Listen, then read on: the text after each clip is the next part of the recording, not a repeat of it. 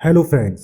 आज की हमारी मूवी है लव स्ट्राइक ट्वाइस। ये 2021 में आई थी। मूवी की स्टार्ट में हम मैगी नाम की एक लड़की को देखते हैं जो एक बहुत कामयाब लॉयर है। उसके हस्बैंड का नाम जॉर्ज है।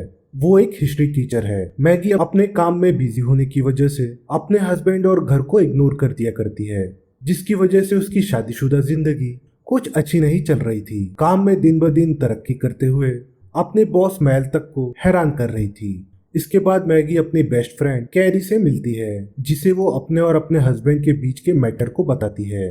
ये सब सुनकर कैरी काफी हैरान होती है, क्योंकि उसे मैगी और जॉर्ज एक परफेक्ट कपल लगते थे। कैरी मैगी को उसके हाई स्कूल बॉयफ्रेंड रिक के बारे में बताती है, जो यहाँ मीटिंग के लिए आया है। कैरी कहती है कि उसे हमेशा लगता था मैरी और रिक की ही शादी होगी, लेकिन उसने जॉर्ज से कर ली थी। यहाँ मैगी को देखकर ऐसा लगता है जैसे वो जॉर्ज से शादी कर कर पछता रही है। ऑफिस से निकलते हुए मैगी का सामना रिक से हो जाता है। फिर वो उसे कॉफी के लिए इनवाइट करता है। मैगी यहाँ चाहकर भी बिजी होने की वजह से उसके साथ नहीं जाती, और फिर दोनों साथ में लंच करने का वादा करते हुए वहाँ से चले जाते हैं। मैगी और जॉर्ज जब उनके पेरेंट्स के एनिवर्सरी के लिए उनके टाउन जा रहे थे, तब जॉर्ज रास्ते में वहाँ गाड़ी रुकवाता है, जहाँ पहले एक ओल्ड लाइब्रेरी थी। जॉर्ज को लगता है कि वो लाइब्रेरी को तोड़वाने से रोक नहीं पाया, और इस वजह से वो थोड़ा डिप्रेस हो गया। मैगी उसे हौसला देने के लिए उसके करीब आई। फिर उन दोनों ने शादी कर ली। इसके अलावा उन दोनों में कुछ भी कॉमन नहीं था। जब दोनों मैगी के पेरेंट्स के घर पहुँचते हैं, वहाँ मैगी की तारीफें सुनकर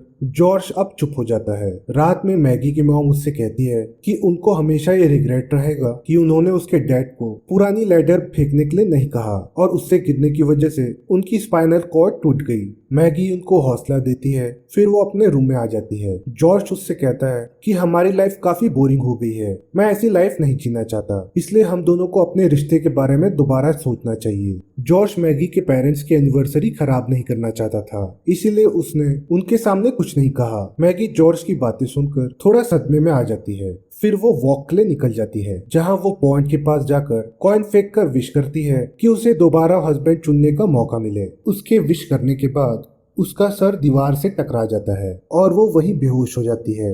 जब उसे होश आता है, वो खुद को 15 साल छोटा पाती है, जब उसकी ग्रेजुएशन कंप्लीट हुई थी, और वो अभी रिक की गर्लफ्रेंड थी। मैगी को बिल्कुल समझ नहीं आता कि एक्चुअल में हो क्या रहा है। पहले तो उसे यकीन नहीं होता, फिर वो इस सब को एक्सेप्ट करते हुए इसी को कंटिन्यू करती है। फिर वो अपने बॉयफ्रेंड रिक के साथ बीच पार्टी में जाती है। रास्ते में वो दोनों एक कैफे पर रुकते हैं, जहां वो जॉर्ज से मिलते हैं, जो उन्हें अपने साथ लाइब्रेरी को तोड़ने के खिलाफ प्रोटेस्ट के लिए इनवाइट करता है। मैगी भी आने का वादा करती है। बीच पर मैगी और कैरी बहुत एंजॉय करते हैं। अपने बिजी शेड्यूल की वजह से मैरी ने बहुत सालों से इतना मजा नहीं किया था, इसलिए उसे बहुत सुकून मिलता है। घर पहुंच के वो अपने फादर को फौरन उस लेडर से उतरने के लिए कहती है, जिसकी वजह से उनकी स्पाइनल कॉर्ड टूटी थी। फिर वो अपने ब्रदर के पास मदद लेने जाती है, उसे यकीन दिलाने के बाद कि वो फ्यूचर से आई है। वो मैगी को कुछ थ्योरीज के बारे में बताता है। जब इंसान स्ट्रेस में होता है तो वो ये नहीं भूलता कि वो कौन है, लेकिन वो इस बात को भूल जाता है कि वो किस वक्त में जी रहा है। मैगी इस थ्योरी से रिलेट कर पाती है और अब इस सिचुएशन का सॉल्यूशन ढूंढने चली जाती है। मैगी सोचती है कि अगर ये सब स्ट्रेस की वजह से हो रहा है तो उसे खुद को रिलैक्स करना चाहिए, फिर सब कुछ नॉर्मल हो जाएगा। इसके बाद वो सो जाती है, लेकिन सुबह होने पर यहाँ कुछ भी नहीं बदलता, इसलिए फिर वो वापस अपने भाई के पास मदद मांगने जाती है। वो बताती है कि फ्यूचर में उसकी शादी जॉर्ज से हुई है। उसे लगता है कि लाइब्रेरी टूटने की वजह से जॉर्ज का कॉन्फिडेंस खत्म हो गया था, और उन दोनों का रिश्ता भी इसी वजह से खराब हो रहा है। इसलिए अगर लाइब्रेरी बच जाए तो जॉर्ज की लाइफ भी सेट हो जाएगी, जैसा वो हमेशा से चाहता है, और मैगी भी रिक के साथ रह पाएगी। फिर मैगी अपने भाई को लालच देते हुए कि प्रोटेस्ट में उसकी क्रश भी होगी, ऐसा कहकर अपने साथ प्रोटेस्ट में ले जाती है। जॉर्ज मैगी को वहाँ देखकर बहुत खुश होता है। उसे यकीन नहीं होता कि मैगी उसकी हेल्प के लिए वहाँ आ गई है। जॉर्ज से बातें करके मैगी को वो सब बातें पता चलती हैं जो उसे इतने साल की शादी में भी पता नहीं चली थी। ये सब सुनकर मैगी काफी खुश होती है। तभी पुलिस वहाँ प्रोटेस्ट रोकने पहुँचती है। तब मैगी जॉर्ज को उसे ये सब हैंडल करने के लिए कहती है, लेकिन वो सारी चीजें बिगाड़ देती है और पुलिस उन दोनों को ले जाती है। कोर्ट में मैगी अपना और जॉर्ज का केस खुद लड़ने की इजाजत मांगती है। जॉर्ज ये सुनकर डर जाता है, लेकिन मैगी उसको ट्रस्ट करने का बोलकर उसे चुप करवा देती है। मैगी कुछ ही मिनटों में जज को इम्प्रेस करके अपना केस खत्म करवा देती है। जिसके बाद वो लाइब्रेरी के बारे में बात करने की इजाजत मांगती है। जज यहाँ मान जाती है और मैगी फिर जज को इम्प्रेस करते हुए लाइब्रेरी को टूटने के लिए 14 दिन की मोहलत ले लेती है और जज उसे लाइब्रेरी क्यों नहीं तोड़नी चाहिए इसके सबूत भी लाने के लिए कहती है। सब लोग मैगी से बहुत खुश होते हैं, पर उन लोगों को थोड़ी ना पता था कि मैगी फ्यूचर में कितनी कामयाब लॉयर है। जॉर्ज भी मैगी से बहुत खुश था। फिर ये सभी लोग खुशी मना रहे थे, तब रिक गुस्से में आकर मैगी को बताता है इस लाइब्रेरी के टूटने के बाद जो प्रोजेक्ट बनने वाला है उसकी आधी इन्वेस्टमेंट उसके डैड की है और इसी वजह से उसके डैड मैगी की इस हरकत पर बहुत गुस्सा है और अब उससे मिलना चाहते हैं। तभी कैरी वहाँ आ जाती है और उससे कहती है कि उसे जॉर्ज पसंद है।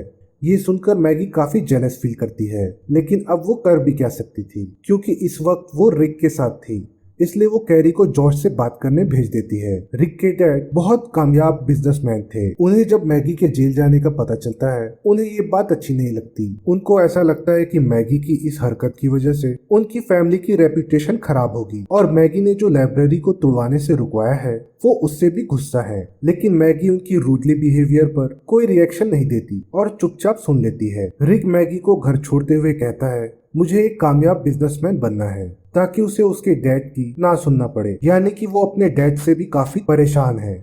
घर पहुंचकर मैगी अपनी मॉम को उनकी शादी की पिक्स देखते हुए देखती है और उनके पास बैठ जाती है। मैगी के मॉम उसे बताती है कि लोगों को लगता है कि अगर उनके रिश्ते में बुरा वक्त आया है तो अपने पार्टनर को छोड़ देना चाहिए, अगर शादी हो गई है तो लाइफ परफेक्ट है। ऐसा कुछ नहीं होता, ऑप्शंस लोगों को बहुत मिलते हैं लेकिन सोलमेट्स वही होते हैं जो एक दूसरे पर कभी गिव अप ना करे। यही उसके पेरेंट्स ने भी किया, इसलिए वो आज तक ऐसी खुशहाल जिंदगी जी रहे हैं। अपनी मॉम की बातें सुनने के बाद मैगी अपनी पसंद की डिश खाने के लिए कैफे जाती है, लेकिन वहाँ कैरी और जॉश को हाथों में हाथ डालकर बैठे देखकर उदास होकर वहाँ से निकल जाती है। मैगी अपने भाई को उसके क्रश के साथ डेट पर जाते हुए देखकर बहुत परेशान हो जाती है क्योंकि ये वही लड़की है जो उसके भाई का यूज करके सबके सामने उसका इंसल्ट करके उसे छोड़ के चले जाएगी। इसके बाद उसके भाई का कॉन्फिडेंस बिल्कुल खत्म हो जाएगा, लेकिन उसे समझ नहीं आता कि वो अपने भाई को कैसे समझाए। फिर जॉर्ज उसके घर आता है और बताता है कि जो आदमी लाइब्रेरी को खरीदना चाहता है उसके लॉयर की कॉल आई है और उसने जॉर्ज को मिलने भी बुलाया है और वो लॉयर कोई और नहीं मैगी का बॉस मैल है।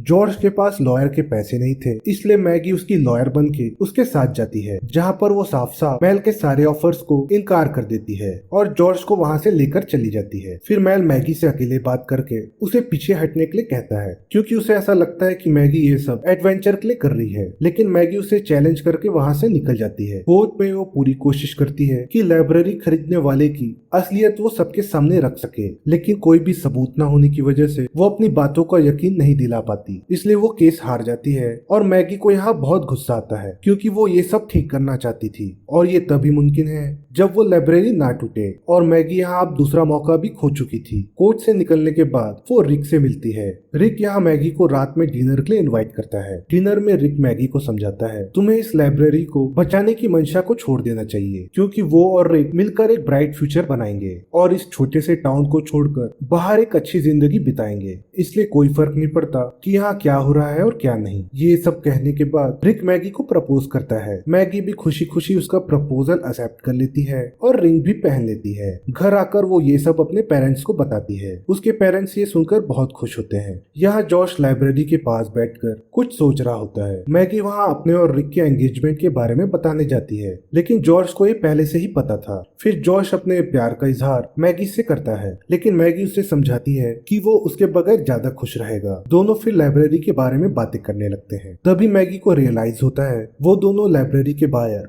और रिक के डैड के कॉन्ट्रैक्ट में से कोई प्रूफ निकाल सकते हैं। वो दोनों गोल्फ क्लब में मिलकर कॉन्ट्रैक्ट के बारे में बात करने वाले हैं, इसलिए मैगी और जॉर्ज वहां जाकर कॉन्ट्रैक्ट चोरी करने का फैसला करते हैं। अगले दिन अपने प्लान के मुताबिक वो लोग गोल्फ क्लब पहुंचते हैं। यहाँ दोनों टीम बनाकर कबर्ड में से उस कॉन्ट्रैक्ट को निकालने में कामयाब हो जाते हैं और उसकी कॉपियां बनाने के बाद सबकी नजरों से बचते हुए उसे वापस भी रख देते हैं ताकि उन पर किसी को शक ना हो। ये काम बहुत रिस्की होता है, लेकिन दोनों की अच्छी अंडरस्टैंडिंग की वजह से बहुत आसानी से ये कर लेते हैं। फिर वो कॉन्ट्रैक्ट लेकर घर पहुंच जाते हैं, जिसके बाद मैगी अपनी फ्रेंड्स की मदद से उन कॉन्ट्रैक्ट में से सबूत निकालने लगती है और इसी दौरान वो अपने भाई को एक अच्छी लड़की के साथ इंट्रोड्यूस करवाती है ताकि उसका फ्यूचर खराब ना हो। प्रूफ्स लेकर वो कोर्ट से एक और मौका मांगती है। इस बार वो बहुत प्रोफेशनल तरीके से जज को लाइब्रेरी ना तोड़ने के लिए मनवा लेती है। ये देखकर मेल भी यहाँ खामोश हो जाता है। उसके पास भी अब बोलने के लिए कुछ नहीं था और मैगी यहाँ पर केस जीतते हुए सबकी नजरों में हीरोइन बन जाती है। जाते जाते मेल भी मैगी को उससे कांटेक्ट करने के लिए कहता है। अपने फादर को जख्मी होने से बचाने के लिए मैगी जॉर्ज से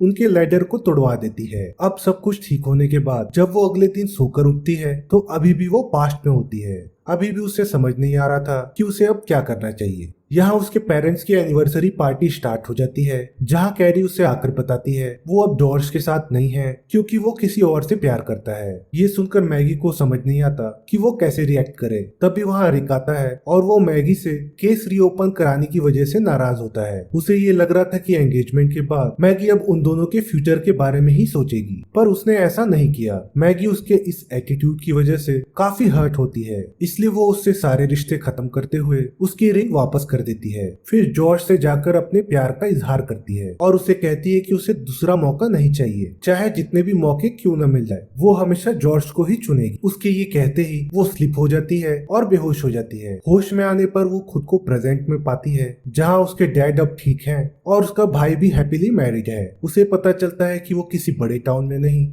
उसी लाइब्रेरी में जॉर्ज के साथ रहती है। वहीं पर उसका ऑफिस है और जॉर्ज वहाँ का प्रेसिडेंट है। यानी कि उनको कुछ बड़ी नहीं बल्कि एक सिंपल लाइफ चाहिए थी जिसमें वो खुश रह सके। मैगी को अब ये सब एहसास हो चुका था और इसी के साथ इस मूवी की हैप्पी एंडिंग हो जाती है। आपको ये मूवी अगर अच्छी लगी हो तो प्लीज मुझे सब्सक्राइब कर लीजिए और लाइक और शेयर करना ना भूलें। स्क्रीन पर दिख रही अगली मूवी जरूर देखिएगा। तब तक के लिए thank you and take care.